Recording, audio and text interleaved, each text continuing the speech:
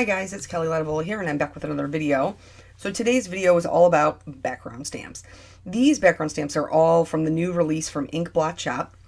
And so I am using the Diamond Deco Zebra Print String It Out. Those are all the background stamps. And then I'm also using the Skyline borders. The You Matter set, I showed you the flare greetings, but I didn't actually end up using them. And this little guy is a bonus stamp set that you get if you spend $50 in the shop. So I love background stamps, but oftentimes I have a hard time coming up with ways to use them. So the first thing that I wanted to do was the zebra print, but I didn't want it to be traditional. I wanted to use a bunch of different colors. By the way, I'm working on Canson watercolor paper for all of these backgrounds. So I opted to do some fun, bright colors. I really love zebra stripes with like hot pink. So I went with wilted violet, picked raspberry, fossilized amber, and carved pumpkin. And so the way that I do them, I just like to do a gradient, start at the top and work my way down. Because I'm working on Canson watercolor paper, and watercolor paper is thicker and it's meant for ink and water to sit on the surface of it, it actually makes blending distress inks a little bit easier. The reason that I didn't do my oxides, which blend easier on any cardstock because of their pigment properties, is because I wanted them to be bold. So oxides dry with a chalky finish, and I really wanted this to be a brightly colored card. You'll notice as I'm going through and doing my colors, I consistently go back to the color before it and kind of reblend it. I'm also going to do this twice just because I feel like I get a better blend when I do things twice. I just feel like it saturates the paper and my color is richer. So when I go through purple, pink, orange, yellow, and then I'm going to go back from yellow, orange, pink, purple. I had to think about that for a second. So that is that one, and then that background's done until we get to the stamping. I'm also going to show you real quick. I'm going to use a MISTI because I just prefer that. But if you don't have a MISTI, here is how you would do your large background stamps. So you'd put it down face up, you would ink it, and then lay your cardstock on top of it. And then get a scrap piece of paper, lay that over it, hold it with one hand, apply firm pressure with the other, and then switch hands. Hold it with the other hand, apply firm pressure with the other, and then pick up your background. Before I had my MISTI, that was the best way that I could get a really good impression on a background stamp. Since I'm using my MISTI, and all of these stamps are 6x6 except for the one I'm going to create, I don't want to use my magnets. So what I do is I just put a little bit of repositionable adhesive in the back, like on my MISTI mat, that foam mat. And then that way I can line up my stamp over top of it and I don't have to worry about my paper shifting. This is the Diamond Deco background. And I didn't want them all to be the same. I wanted them to be different. So I decided that I was going to do some emboss resist on well, this one and then the other one. I'm just going to do it two different ways. So this is my embossing bag. I'm just going to get rid of all of the static there. I'm going to ink this up in Versamark ink. You want to make sure that you're really covering the entirety of the stamp, no matter if you're doing clear ink like I am here or if you're doing black. The inking does take a while. But if you're not using a MISTI and you've only got one shot, one kill, make sure you're taking the time to make sure everything is inked up really well, or you'll be sad with the impression that you get. With some of these larger stamps, it can be difficult to get them applied to your MISTI door without getting an air bubble, and the air bubble will it can prevent you from getting a good stamped image because it can prevent the stamp from contacting with the paper. So just make sure before you do your stamping, you're checking to see if there are any air bubbles, and you can usually tell just by running your hand over the stamp and pressing down on it to see if any of it moves or wiggles. And then to get rid of it, you'll just need to like lift up the stamp on one side to let the air out. I'm using white embossing powder for this one, and because it does cover, like I said, my full background here, I have just a little bit on the edge where I did not stamp, so that way I can hold it. If you have craft tweezers, I would recommend using those for a large piece like this. I don't have them, I just never purchased them. So once I have that all covered in the embossing powder, I'm going to go ahead and heat it up. Now, before I started, like once I started doing my stamping, I already had my heat gun turned on. That allows it to get super good and hot, so that way I don't have to spend a lot of time with it on my paper, and it decreases the chances of warping. So now for this one, which is the string it out background, I'm going to do the same thing. I already treated it with my embossing bag. I'm going to stamp in my Versamark here, and then heat set it with the white embossing powder.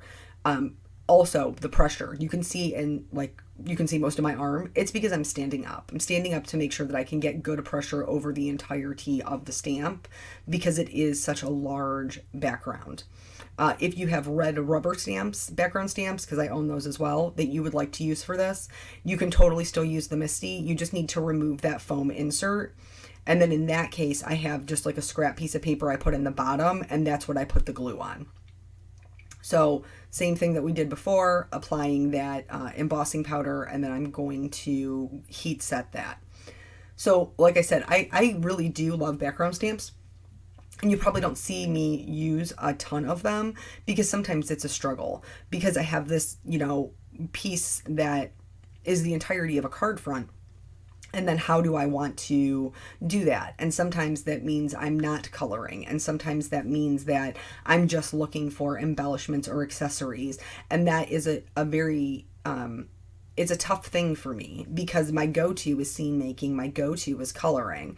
And then here, I don't have a large area to hold on to. So once the one side is embossed, I just waited until it was cool, flipped it over so I could hold it where the design was already embossed.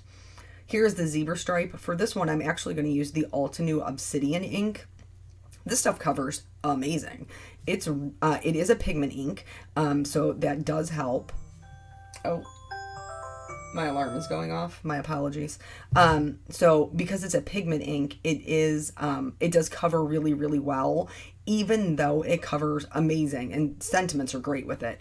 I did still have to stamp this twice, because I am working on watercolor paper and the texture is a little bit rougher. So this is my first time. Also, don't be me. Do as I say, not as I do. Put a scrap piece of paper behind this, because I am stamping that zebra print onto my background paper, and because it is a pigment ink, it's going to stay wet for a little while. So don't do that. Put a scrap piece behind this piece, so that way you aren't over stamping your ink onto your foam pad.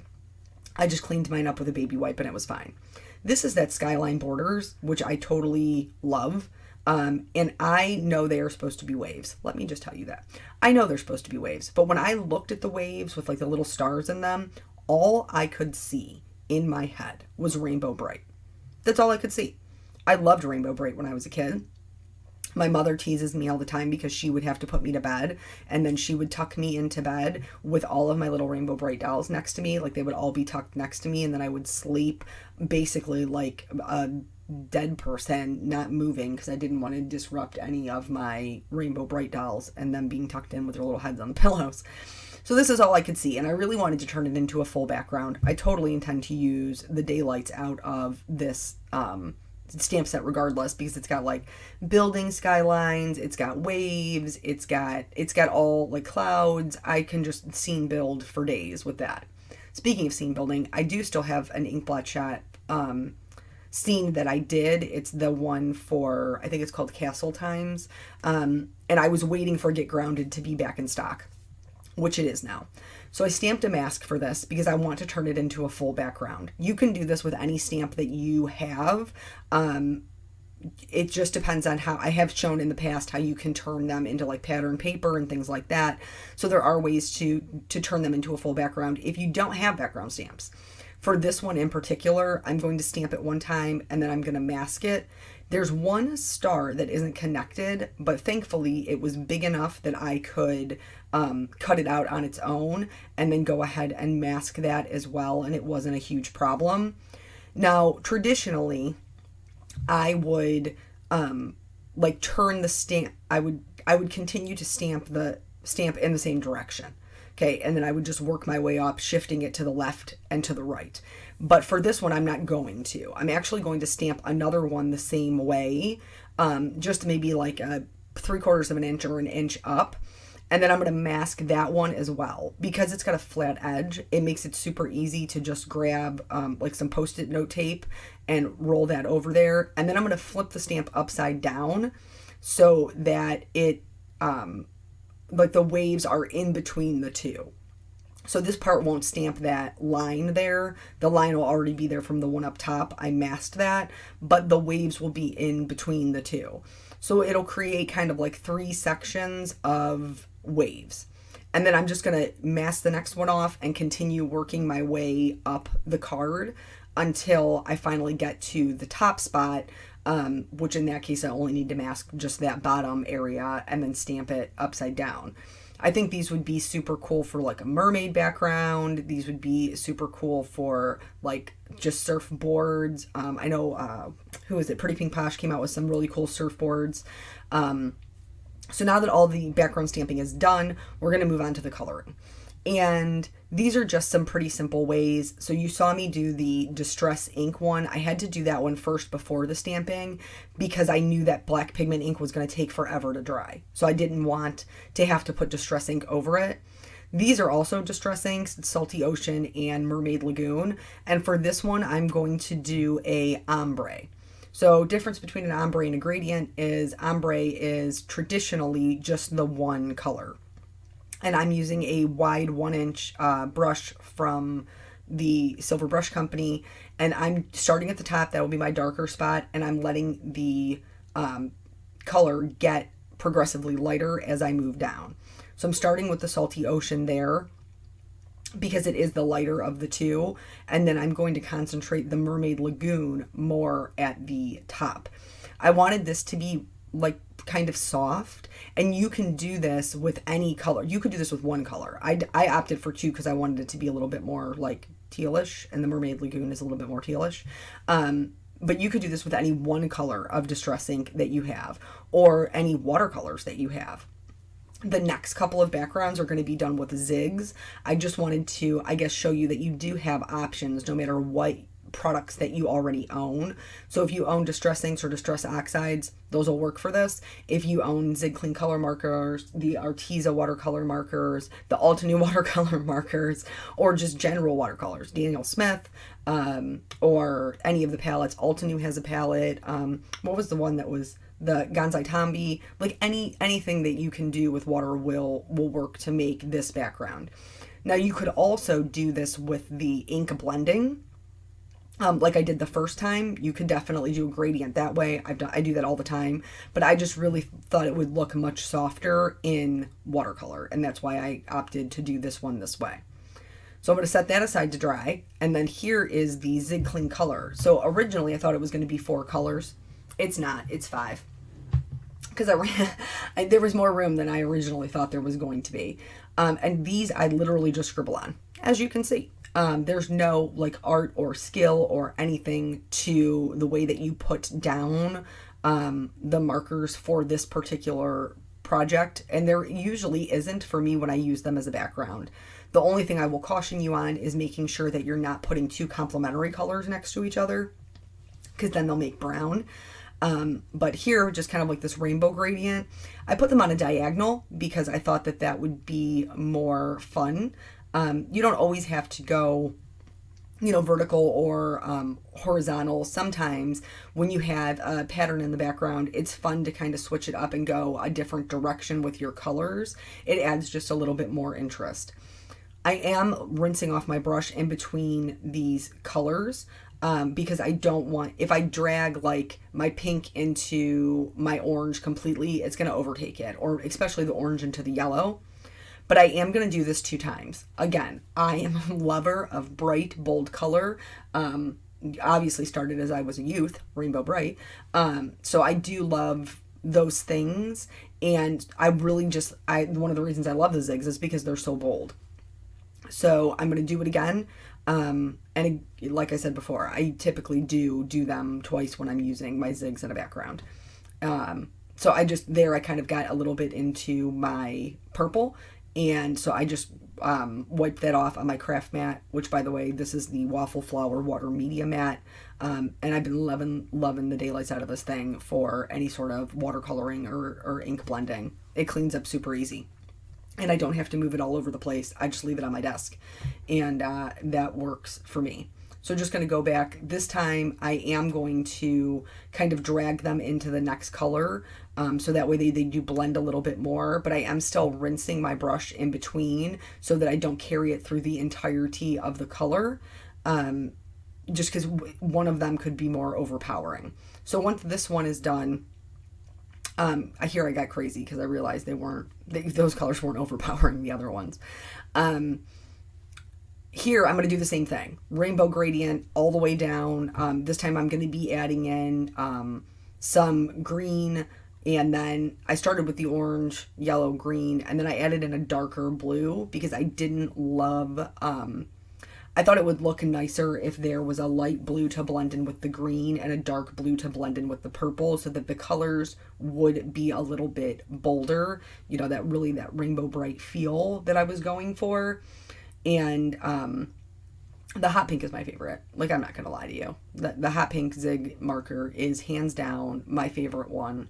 And then the blue is a close second, and surprisingly the purple. I think it's just because it's like so bright and in your face. So we were getting Peanut ready for school, and it's been crazy with the school supplies. And apparently I am a perfectionist, which I don't think I am. Okay, I'm going to be honest. Like, I like things to look a certain way, but I'm typically not a start over person. I tell you everything can be fixed. I am a fixer, though. That's straight up. If I don't like it, I'm not just going to leave it lie. And so we had been going through doing all of the school things, and Peanut has to have this office built. And I don't really know what the office is for. I guess it says it's for concentrated learning, but I don't see how blocking out outside stimulus is going to help him, because the real world is going to have plenty of stimuli. So I don't know. But I'm not a teacher, and I do appreciate teachers, so I'm trying to keep an open mind and see how it rides out. But nonetheless, it's 3 sides that sits on his desk and kind of blocks him in. But they encourage you, when you make the office, to make it a fun family project and decorate it. So I asked Peanut, what do you want to do? We ran through a couple of different options, and eventually we settled on monster trucks. And I was like, okay, monster trucks is pretty easy. I can handle that. So I go and buy the tag board, which is super sturdy. I cut out the necessary pieces, and then thank the Lord for free coloring pages, because I print those off of the internet. Thank you for the internet, Lord, and also the guy who invented it. But anyway, so I print those off. He's coloring up his trucks, and I am going to paint the background. Side note about the card. So here I am just going to add some perfect pearls to the stars, because I thought it would be fun to have a little bit of shimmer in the background. Now, if you add this when it is wet, like I did, the shimmer will kind of spread out. If you wait until it's dry, you could literally just paint in the stars, and that would be the only part that would have shimmer on it. So Eric has to run to the store because I didn't realize we needed a magnet man for his school supplies. So he runs out to get the magnet man while I am deciding what I'm going to do to create this background. And I figured, well, the simplest, easiest way to get this covered in the fastest amount of time is going to be acrylic paint, which I'm not opposed to. I have plenty of acrylic paint. So I knew it was out in the garage. I go out in the garage looking for it. I find the canvases, no paint. While I'm out there, Peanut brings out my phone. He's like, Eric's on the phone. I talk to him. I'm like, sorry, I was out in the garage looking for acrylic paint. And he goes, okay, they don't have a magnet man here, but they do have one at another nearby drug mart. So I'm going to see if they, which one it's at, and I'm going to go get that. Okay. So I can't find the acrylic paint anywhere. I come back into the house. I've searched through my craft room. The only one I have is an antique white, which is basically a cream color. And I'm like, you know what? It could be worse. I could only have black, but I have white and I have re-inkers, so I can make my own. I'm cool with that. So I grab my stash of re-inkers and one of those like silicone cutting boards. I sit down on the floor. I start making my own colors. Now they're very light and they're very muted, which I do not love. I do not love. And especially once I see what Peanut is painting his, or is coloring his trucks, all these, like bright colors, I'm like, this is going to look like trash. These two things do not go together. But it is what it is. It's what I've got, and he has to use it all year, and I just know all year I'm going to think every time he uses The Office, like, the Office. Not the TV show. That's funny. But anyway, so I get it all done and painted. Peanut finishes up the truck he's working on. I tell him, mommy will color the rest, and then I, get him ready, get him in bed, the whole deal, and I go back to this thing. And I say to Eric, I do not like the colors. And he's like, listen, you need to just accept that that is what that is, because we have other things to do, and you cannot spend all of your time on this office. I'm like, yeah, I know. I couldn't find the paint. It is what it is. And he goes, oh, the paint is in a box on the shelf in the garage. And I was like, huh, is it now? And then I sit there for 5 minutes coloring my truck, and I'm like, do you love me? And he goes, yes. I said, do you love me? And even though I'm quirky and weird and I have all these, idiosyncrasies? And he says, yes. And I said, okay, you hang on to that. And then I go out into the garage and I get the paint that I actually wanted. And then I come back in and he's like, you are crazy. He's like, you don't have the time to do it. And I was like, it's going to take me 15 minutes. Like, all the layout is already done. I just need to put in some brighter colors. And I did. Like, so I clearly have a real problem, but it looks so much better. It looks so much better. I'm so glad I did it, even though he thinks I'm a crazy person. And so I was talking to my friend Dawn today, and I was like, I know you're going to get me. I know you're going to understand. Because here's how my brain worked. Either I would have fixed it then, or I would have fixed it down the line, because I would not have just been able to let the office lie. I could not just look at that thing for the rest of the year. I couldn't. I know I couldn't. So anyway, putting the cards together, I'm popping some of the elements up on foam. So for the one I trimmed out, that's rule number one. There's no rules in card making. That's idea number one, is to, if you have a background that has shapes in it, to trim out along one of the edges of the shapes. Here, I decided I was going to put some silver string behind my card, and then just kind of tuck in the silver string there. And I just adhered that with the, what is that? Ranger Multimedia Mat, because it dries without any gloss to it. So once I had it all tucked in there, kind of being held in place by the foam tape, then it really adhered down the string with that. This one, I'm not going to do anything to other than just pop it up on foam over my background, because the background kind of speaks for itself. That's meant to be kind of the focal point, though I do really love this sentiment, which says, you are amazing, lovely, incredible, kind. And who doesn't want to get a card that says that? And crafters are the most kind people I know, so that's a pretty simple, card to send out. This one features that 50% off, the $50 freebie if you order from the site. And it says, you are so loved, which I also love. And then I just heat embossed some other little hearts from the You Matter set to kind of match that, so that I could put them around there. I would also recommend gemstones or Nouveau drops or sequins to kind of accent that. I'm going to add some glitter to the sentiment here, because I love glitter on black cardstock. And then this is it. This is all 4 cards. Couple of different ideas for you to use those background sets, and that's it. So thank you guys so much for joining me. I'm going to go snag Peanut from his first day of school, which I'm super excited to hear about, and I will catch you on the next video. Bye.